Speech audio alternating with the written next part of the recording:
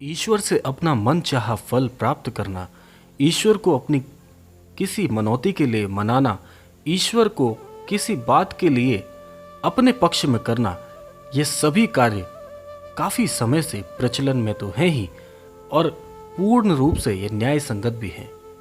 नमस्कार, आप सभी का हमारे चैनल जय गुरुदेव उत्तराखंड पर एक बार फिर से बहुत बहुत स्वागत है। आज का विषय बहुत ही अद्भुत होने वाला है। आप सभी ने विषय तो अवश्य पढ़ ही लिया होगा, तो आइए बिना देर किए हुए लेकर चलते हैं आपको आज के अद्भुत विशेषांक की ओर।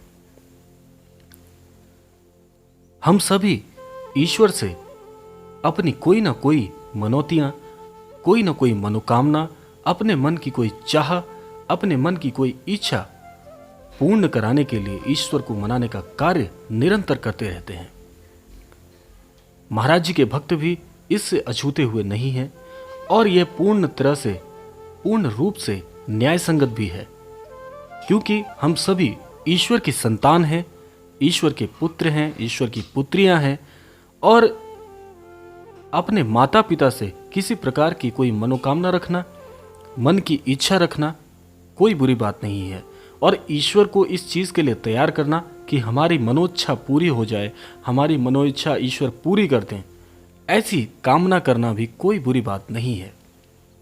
क्योंकि हम सभी ईश्वर की संतान हैं, तो हम सभी का यह हक है, हम सभी की यह मनोदशा होनी चाहिए कि अपने किसी मनोइच्छा को पूर्ण कराने के लिए ईश्वर को तैयार कर लें। महाराज जी के भक्त भी, उनमें सभी प्रकार के भक्तजन शामिल हैं जो महाराज जी से किसी न किसी प्रकार से जुड़े हुए हैं। हम सभी चाहते हैं कि महाराज जी हमारे मनोरूप, हमारी मनोइच्छाओं को पूर्ण कर दें।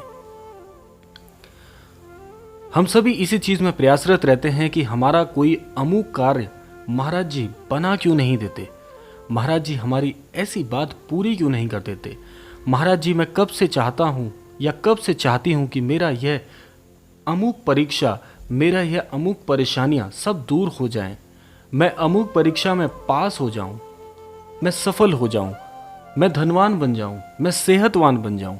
ये सभी ऐसे प्रश्न हैं जो हम सभी के मस्तिष्क में चल रहे हैं और महाराज जी से हम पूर्ण करवाना चाहते हैं। निश्चित तौर पर इसमें कोई दो राय नहीं, इसमें कोई गलत बात नहीं कि महाराज जी से आप कोई कार्य करवाना चाह रहे हैं, क्योंकि हम तो महाराज जी के भक्त भी हैं, महाराज जी के पुत्र पुत्रियां भी हैं और महाराज जी हमारे कर्ता धर्ता भी हैं। तो क्यों नहीं हम महाराज जी से अपनी मनोइच्छा पूर्ण कराएं। तो ऐसी सोच रखना बिल्कुल बुरी बात नहीं है, लेकिन ऐसा क्या हो सकता है कि महाराज जी से हम जो भी मांगे हमें पूरी तरह से मिल जाए। महाराज जी से जो भी हम मनोइच्छा रखें, महाराज जी से कोई भी बात हम आग्रह पूर्वक पूरी कराना चाहें तो वह कार्य बन जाए। क्या ऐसा भी कोई मार्ग है, क्या ऐसा भी कोई माध्यम है?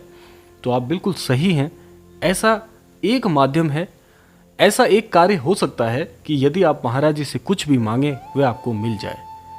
वह कैसे हो सकता है? देखिए, विचारों पर नियंत्रण हम नहीं रख सकते। कोई भी कितने भी ज्ञानवान क्यों ना हो, लेकिन विचारों पर नियंत्रण रखना पूरी तरह से संभव नहीं है, क्योंकि एक दिन में, प्रतिदिन हमारे मस्तिष्क में इतने अनगिनत विचार आते हैं जो हम ना चाहते हुए भी या चाहकर भी सोच लेते हैं।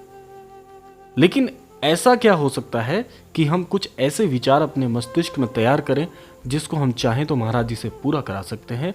बिल्कुल ऐसा जरूर हो सकता है। उसके लिए आपको अपने विचारों पर नियंत्रण की बजाय नजर रखना परम आवश्यक होगा। नियंत्रण और नजर रखना दोनों में भिन्नता है।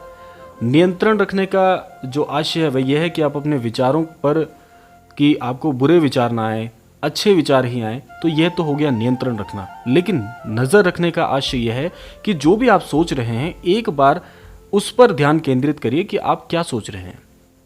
उससे क्या होगा कि यदि आपका कोई अमूक कार्य महाराज जी से आप करवाना चाहते हैं तो आप उस विचार पर नजर बनाए रखिए और स्वयं का आकलन करिए कि क्या जो आप महाराज जी से मनोइच्छा, मनोकार्य करवाना चाह रहे हैं, क्या वह न्याय संगत है? क्या उस कार्य से किसी को कोई दोष तो नहीं है? क्या उस कार्य से किसी का नुकसान तो नहीं हो रहा है? अगर ऐसे विचार जो किसी को नुकसान देने दे रहे हों और आपका फ़ायदा करा रहे हों तो ऐसा कार्य कभी पूरा नहीं होगा। यह आप 100% लिख लीजिए, क्योंकि ईश्वरीय विधान भी यह कहता है कि यदि आप अपनी भलाई के लिए किसी दूसरे का बुरा चाह रहे हैं तो वह कार्य बिल्कुल भी सिद्ध नहीं हो सकता, चाहे आप कितना दबाव बना लीजिए। तो ऐसे आप नज़र रख सकते हैं।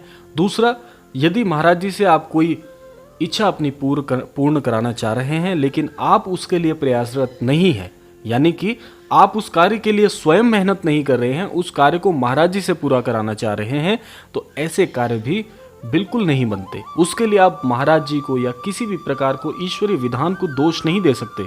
यदि आप उसको दोष दे रहे हैं तो आप मूर्खतापूर्ण कार्य कर रहे हैं, क्योंकि आप स्वयं सोचिए, भगवत गीता में भी कहा गया है, महाप्रभु ने ये बात कही है कि जिस कार्य के लिए आप मेहनत नहीं कर रहे और उसकी फलिच्छा रख रहे हैं तो आप मूर्ख हैं, क्योंकि वह कार्य कभी पूर्ण नहीं हो सकता, क्योंकि कर्म का विधान इसको होने से रोकता है।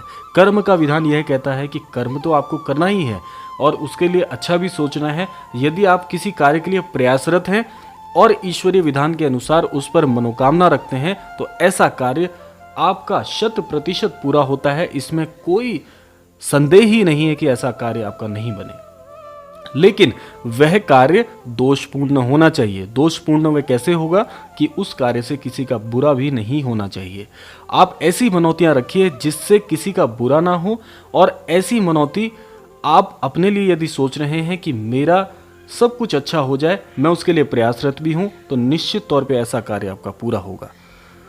महाराज जी से आप सदैव एक बात अवश्य रख सकते हैं। व्यक्तिगत मैं आपको एक उदाहरण बता सकता हूं कि यदि आप कोई मनौती या कोई कार्य महाराज जी से पूर्ण करवाने के लिए प्रयासरत हैं तो आप यह सोचिए कि उस कार्य से औरों का भी भला हो। ऐसे कार्य को महाराज जी बहुत जल्दी, बहुत शीघ्र ही पूरा करते हैं।